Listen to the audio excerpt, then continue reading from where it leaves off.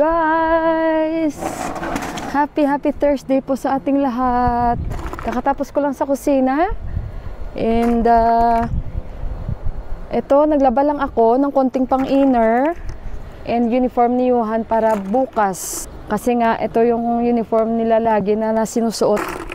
Hindi na sila masyado talaga yung parang may long sleeve nila na uniform, which is okay na ito yung tracksuit, guys.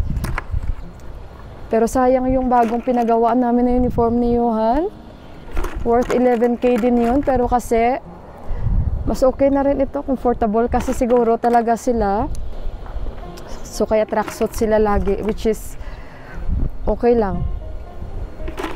So, kumusta ang mga araw ninyo, guys? Alam nyo, ang dami ko nang ginawa, guys. Ang aga kong nagising.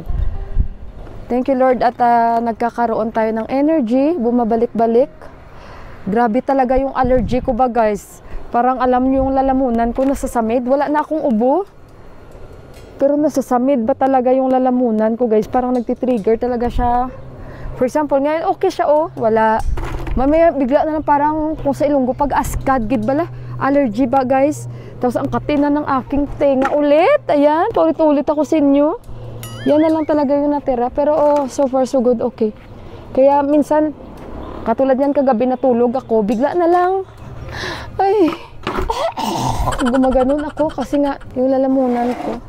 But anyway, guys, ayun, ang niluto ko pala, hindi pa kasi bumili siya nung tubig namin. Then sabi ko, kuha ka na lang ng sag. Nagluto ako ng sag, then yung white black-eyed beans. Hindi ko na naipakita sa inyo dahil nakita nyo na yan, guys, kung paano ko lutuin. Pag next time may bago tayong menu, so ipapakita ko sa inyo, of course. And ayun, si Mandira pala nakailang beses na siya na-attempt na magbibisita siya sa amin. Kaso lang, it so happened na pag nangyayari yun na ilang beses siyang pupunta dito, nasa labas kami. Like kahapon naman, nag-PM siya sa akin. Sabi niya, Baujo, Ate Mila, nasaan kayo? Sabi ko, nasa labas kami, di ba kasi lumabas tayo. Tapos nung the other day, tumawag siya kay Deepak, saan ba kami nung the other day na yun? Ay, kumakain kami sa Pizza World nung time na yun.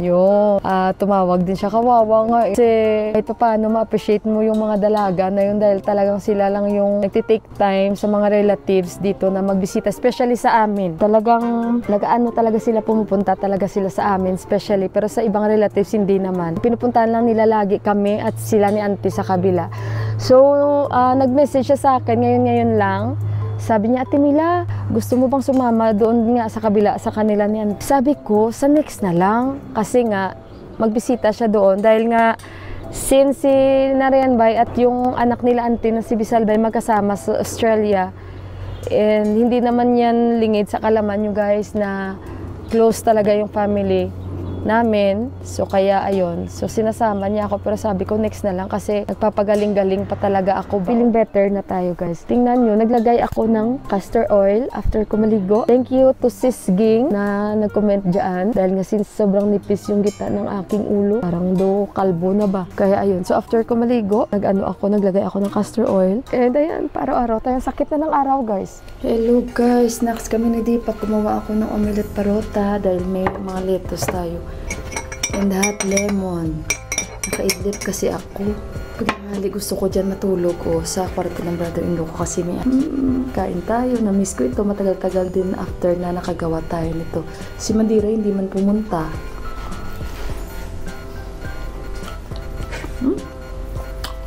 Simple lang ito. Scrambled egg, ketchup, lettuce, maraming lettuce. Kain tayo. Wala ako tissue. May spring roll pa ako doon. Mamaya gawan ko rin si Johan nito. Bilis ng oras, 4 o'clock na. Kita ko kanina si Inday Nining. Inday Nining, I hope na tama ako. Naka-pink sombrero. Tapos parang naka-pink siya na jacket niya. Naglalakad. Kasi tama-tama bumangon ako at napatingin ako sa bintana. Tama-tama nakita. Siya talaga yun. Hindi ako nagkakamali. Next time, try kong bumili dito banda kung saan kami bumili ng itlog ni Dipa kasi mura dito. Kaya pala sila ni Didi, nakikita ko lagi, pag dito sila daan, may mga dala na silang gulay, dyan sila bumibili, hindi na sila bumibili doon. Medyo mahal sa area namin, lalo yung itlog. At malalaki yung itlog guys, na 500 lang yung 1 tray. Ngayon na ako nakain ng itlog, kasi simula nung inubo kami, hindi kami masyado kumain ng itlog. Naalala niyo yung juice ni Juan guys? Ba yung pangalan na yun? Mujo. Tama ako. Andun pa rin sa ref. Tapos yung pineapple juice ko nang binili, nasa ref pa rin. Hindi pa rin namin nainom. So I think pwede na inumin ni Juan yun kasi siguro isang beses lang siya umubo na wala na. Ala, ang mga kanlaon. May Bayo News na naman. Oh, ayan, sa Philippine Star. Oh my God. Grabe sa atin. No? Grabe nakakatakot yung mga news sa atin. Imagine mo nandyan nasa sa basketball court. Pagbabarilin siya ng riding in tandem. Minsan guys, mas prefer ko pa maggawa na lang kami ng snacks namin sa bahay kaysa sa bibili kami sa labas. Unless na mag-ala talaga si Dipak o di kaya mga dito lang sa amin. Kasi para wala ka rin bang choices guys, no? Momo, chowmin, fried momo, yung mga ganun. Okay guys, update ko kayo sa mga succulents. Ang dami guys, oh. Palaban talaga sila ba guys, oh. Ang dami-dami talaga guys. Update ko kayo ha. Yung ating mga succulents. Ayan, ang dami-dami nila. So, ayun, and yung, yan. And then, yung mga iba naming pananim, dahil nga since winter, medyo nag-dry sila. Ito talaga yung pinaka-favorite ng higad. So, nagdahon-dahon na lumabas ng mga dahon kasi nga everyday, ngayon nilalagyan ko na sila ng tubig. So, ayan, kanina pinagkukuha ko yung mga extra na dahon nila. And yung mga snake plant ko, ayan, nagkakaroon na sila ng mga sanga-sanga. Ito, nagkaroon na siya ng partner. And then, ayan sila guys. Ayan. Ang ganda rin ng kulay ng mga jade plant. Ayan. Hindi ko baga alam anong pangalan ng tanim na ito guys. Kiama yan. Tapos to. Dito naman sa baba, kanina naglagay ako dito ng tubig guys. Sobrang natutuwa ako sa pitch namin dahil ang dami-dami niya guys na bulaklak guys. Yung iba natubo pa Sobrang dami niya talaga ba guys. Kaya nakakatuwa talaga siya. Ang dami-dami talagang bulaklak. Ayan. Ito, tuwing hapon may nanguha dito. Kahapon may nadakip ako. Pero hinahayaan ko lang siya. Tapos nung nakita niya ako, ano kaya ito guys? Ano ba ito guys? Yan Ano yan? Baka bahay ng paro-paro? O ano? O kaya bubuyog. So nangunguha sila kasi alam niyo ba kung bakit? Inaano nila yan sa kanilang pudya-pudya. So, ayan. Hindi naman ito mabango, guys. Pero ang ganda niya, guys. Lalong-lalo sa labas. Parang andun sa labas lahat yung mga sanga niya ba. Ayan, yung poinsettia namin. Naglalaglagan na yung mga dahon niya. Ayan. At saka yung camellia, hindi na ako guys. Hindi ko na sila pinagkukuha kasi baka magtampo ba siya. Ayan, naglaglagan dyan, Hindi ko siya hinarvest kasi baka magtampo siya. Hindi na siya magbibigay ng bulaklak sa amin. 'Di ba? Kasi talagang every pag winter, nagbibigay talaga to guys ng bulaklak kadami. Pero pag mga normal days na or normal na weather, hindi na yan siya mamulaklak. Ayan. Kanina ako dito, nilagay ako ng guys, ng tubig. Ayan. Tsaka dito rin, and then bayabas, yung memorial tree nila, Kanchi at saka ni Ote. Nilagay ako kanina dyan.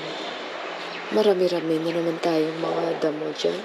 And yung anahon natin. So, wala lang guys, update ko lang kayo. Ayan. Yung pine tree namin. Ayoko ng pine tree actually guys, kasi ma-allergy tayo ba? May dalang mga pollen, kaya hindi ako preferred magtanim-tanim ng pine tree dito. Pero kasi nandyan So, I think tuyo na yung aking mga guys. Labahin kasi mga uniform ni Juan bukas para at least yung bata Kaya sinama ko ng mga iba kong labahin. Ito yung tanglad, nilipat ko dito. Ito guys, pagtatanggalin namin ang mga hindi nakarapat-dapat. Ito yung cactus namin. Natatakot ako kasi minsan lang ako talaga maturok nito. Ang sakit! Sakit-sakit talaga. Meron pa yan ito. Oh, pulang-pula oh. Ayan. Pulang-pula siya. Matandang-matanda na yan na cactus guys. Dami niyang babies niyan eh. Lalo pag maarawan ito, pink na pink. Yan. So yung tanglad, dito ko siya nilagay. Baka maghiyang siya dito kasi sa baba. Yun. Pero may mga bago kasi siya eh. Rosemary, tingnan natin kung mabubuhay. Kasi yung muntala ko wala nang dahon.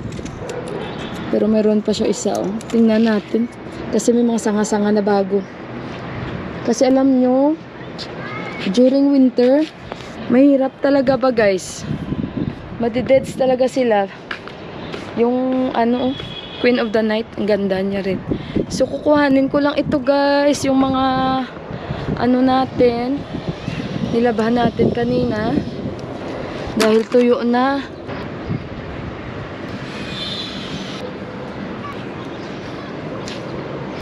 Alam nyo kasi guys, magtatanim ako ng sag. Mga coriander ulit magtatanim ako. Kaya ayusin na namin this time. Pala this time after 1 month. So baba tayo guys, no? Hello guys. Wet look tayo kasi naglagay ulit ako ng aking castor oil. Ayan. So nandito na ako sa bed namin. And 9 o'clock na dito. Nag-steam ako. And guys, alam nyo ba ang sarap ng ulam ko ngayong gabi na ito dahil nag-adobo po ako ng manok. So ayun. At kumusta ang mga gabi ninyo? Kanina pala guys, mga 5 o'clock nandito si Mandira. Pumunta talaga siya. Eh natatawa ako dahil di ba binigyan ko sila ng kutsinta nung last. Inilagay ko yun sa bowl. Yun ang binalik niya kanina. Sabi niya, di ba nakailang beses siya na attempt na pupunta dito sa amin. Nakailang beses din niyang dinadala yung bowl na yun. Oh my God. Tatawa talaga ako sa kanya kanina. So ayun. At malapit na pong graduation ni Mandira. Pero alam nyo ba, napakalayo pa ng kanyang school. Yung kanilang main siguro sa Biratnagar. So, kailangan daw mag-bus sila kasi pag nag-aeroplano daw, mahal pero mahabang biyahe yun, guys. Alam nyo, guys, nung medyo okay na pakiramdam ko, siguro sunod-sunod, naliligo ako. Bigla na lang nag-block yung ilong ko. Katulad niyan ngayon, black